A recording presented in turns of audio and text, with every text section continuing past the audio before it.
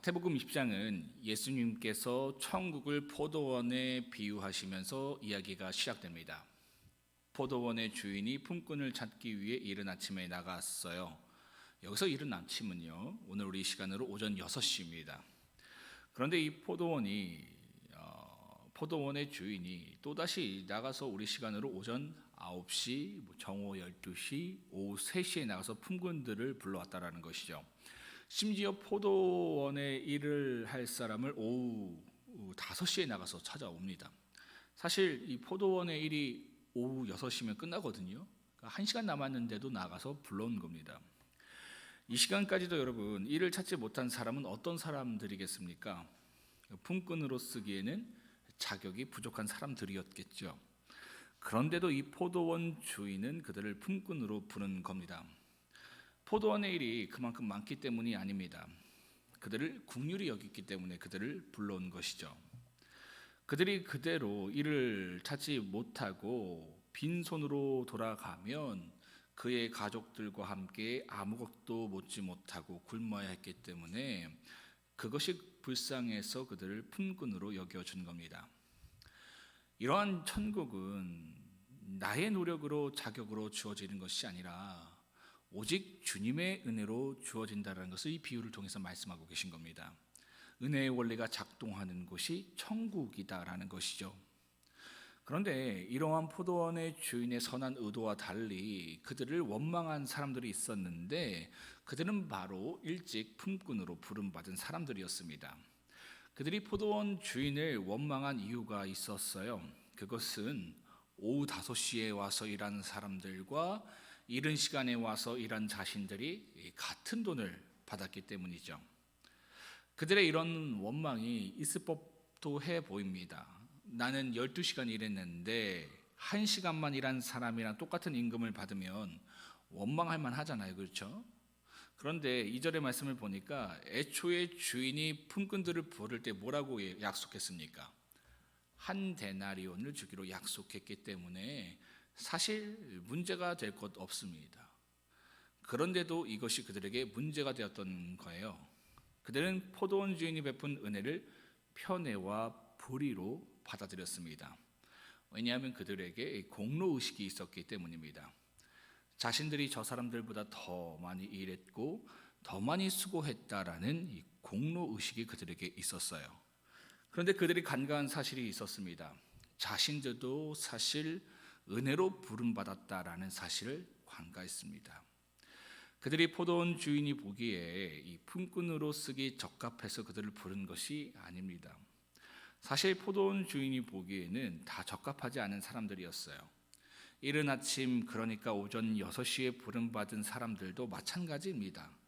저는요, 어쩌면 이 포도원 주인이 가장 품꾼으로 쓰기 적합하지 않은 사람들을 오전 6시에 불러주지 않았을까 생각합니다. 사랑과 긍휼이 많은 사람은 그럴 수 있잖아요. 아휴, 저 사람 내가 일찍 들여다가 쓰지 않으면 누가 쓰겠나, 나라도 써줘야지, 이런 마음으로 일찍 품꾼을 부른 걸 수도 있습니다. 여러분, 이처럼요, 오전 6시, 오전 9시, 정오 12시, 오후 3시에 온 사람들이 오후 5시에 온 사람들보다 월등하게 나은 사람이라는 보장이 없습니다. 다 똑같습니다. 주인 입장에서 그렇다라는 거예요. 그런데도 불러준 겁니다. 다 은혜였습니다. 일찍 온 사람들은 일찍 부름받은 것 자체가 은혜잖아요. 오후 5시까지 품꾼으로 선택받지 못한 사람들은 얼마나 그 마음이 괴로웠었겠습니까? 그렇지 않습니까? 내 처자식들 먹여 살려야 되는데 일이 없는 거예요. 그럼 그 오후 5시까지 하루 종일 마음이 얼마나 애탔겠습니까? 그런데 일찍 온 사람들은 어땠어요? 그런 마음고생도 안 하고 기쁨으로 하루를 보낼 수 있잖아요. 내가 오늘도 일하고 있으니까 내 처자식들을 먹일 수 있구나 라는 기쁨으로 일을 할 수 있기 때문에 그것도 은혜입니다.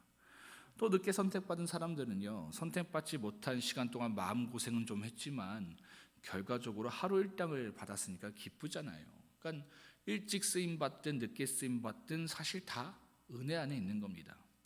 그런데도 공로의식에 사로잡히고 은혜의 원리를 모르는 사람들은요, 자신의 의에 갇혀 있어요.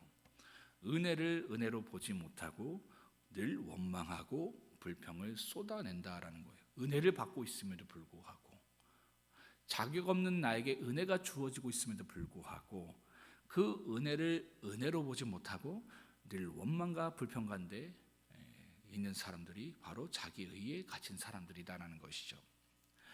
이처럼 주님이 주신 은혜를 은혜로 보지 못하면요, 아무리 주님께 은혜를 먼저 받았음에도 나중될 수 있습니다. 이 나중된다라는 것이 뭐겠습니까?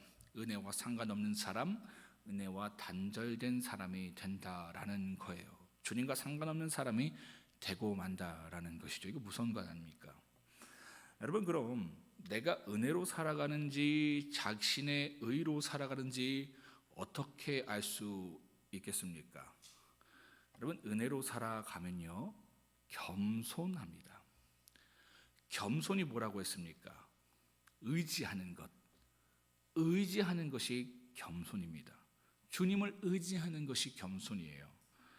29절로부터 34절에 주님을 향해서 힘써 다윗의 자손이여 나를 불쌍히 여기소서라고 외쳤던 맹인처럼 나는 아무것도 아닙니다, 주님의 도우심과 긍휼하심이 아니면 나는 안 됩니다 라는 고백이 절로 나오는 사람이 겸손한 사람, 주님을 의지하는 사람인 것이죠.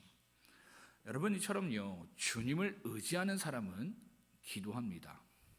기도의 자리에 있어요. 매 순간 기도합니다. 왜? 나는 모르니까. 늘 하나님께 묻는 거예요. 나에게 답이 없으니까 답 대신 주님께 늘 나아가는 겁니다. 반면 교만한 사람은요, 또 자기 의에 사로잡힌 사람들은요, 기도하지 않습니다. 분주합니다. 애를 씁니다. 왜? 내가 할 수 있다고 생각하니까. 세상의 가치와 관계에 답이 있다고 생각하니까 기도하지 않습니다. 오히려 이처럼 새벽에 나와서 기도하는 것 자체를 비효율적이라고 생각해요. 여러분, 제가 기도에 관한 이야기가 나왔으니까 잠깐 말씀드릴게요. 기도하는 사람은요, 교회에 나와서도 기도합니다.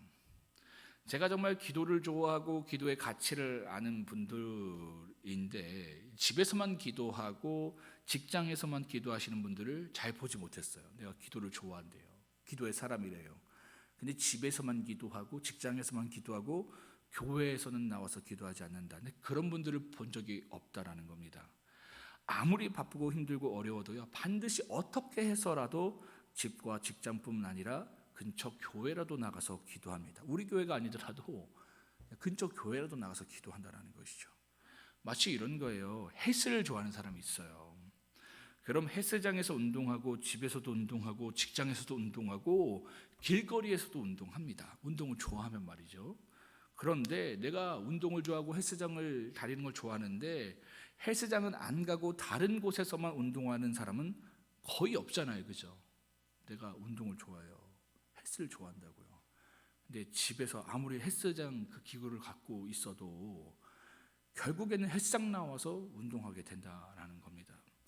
기도도 마찬가지입니다. 마태복음 21장의 주님의 말씀처럼 교회는 만민이 기도하는 집이거든요. 그래서 내가 정말 기도를 좋아한다면, 기도의 사람이라면 교회만 빼놓고 다른 곳에서만 기도를 한다?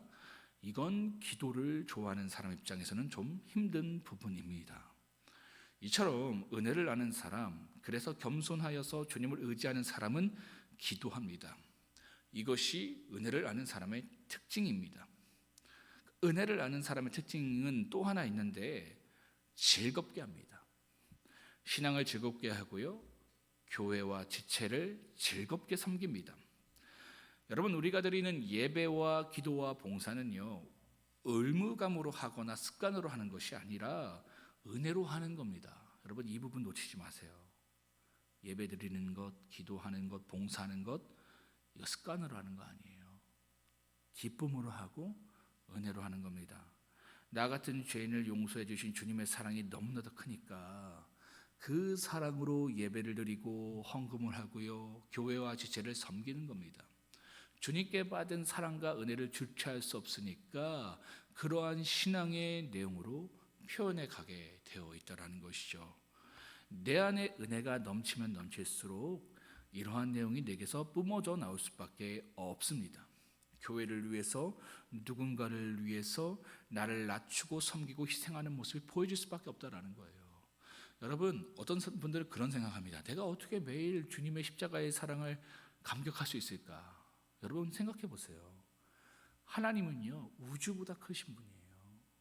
그러니까 우주보다 크신 사랑을 갖고 계신 거예요. 그러니까 내가 지금 아는 주님의 사랑은 사실 요만큼이에요. 우리가 평생 그 사랑을 알아가기도 부족합니다.